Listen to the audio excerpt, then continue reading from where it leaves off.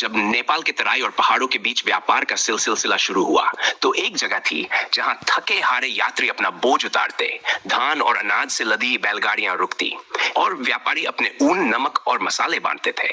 वही जगह आगे चलकर कहलाई बुटवल। बुटवल का नाम भी अपनी तरह की कहानी कहता है।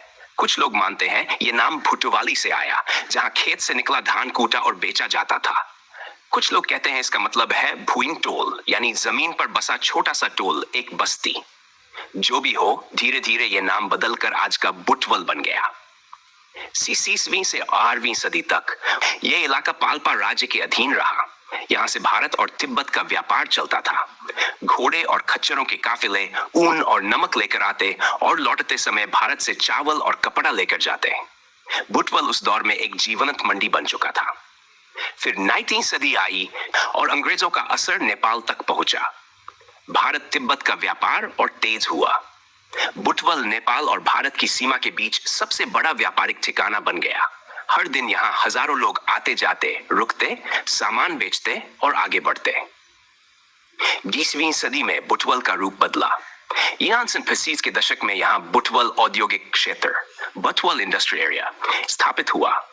ये नेपाल के शुरुआती औद्योगिक नगरों में से एक था, जहां मशीनें चलने लगीं, कारखाने खुले और हजारों लोगों को रोजगार मिलने लगा।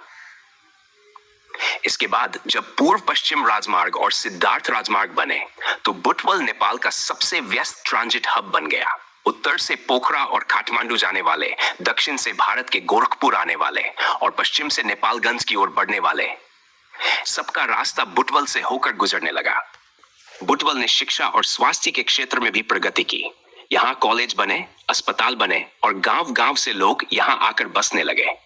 धीरे धीरे ये छोटा सा बाजार एक बड़े महानगर का रूप लेने लगा। 21वीं सदी में बुटवल की पहचान और बड़ी हो गई। ये अब सिर्फ व्यापार का केंद्र नहीं रहा, बल्कि नेपाल का आधुनिक शहर बन गया। आज बुटवल है लुम्बिनी प्रदेश की अस्थायी राजधानी।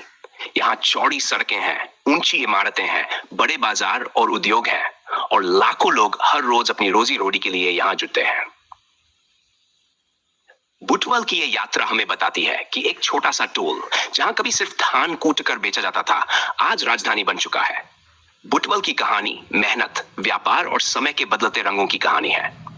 यह सबूत है कि कैसे एक साधारण सी बस्ती इतिहास और संघर्षों के बीच से उठकर एक पूरे प्रदेश का दिल बन सकती है।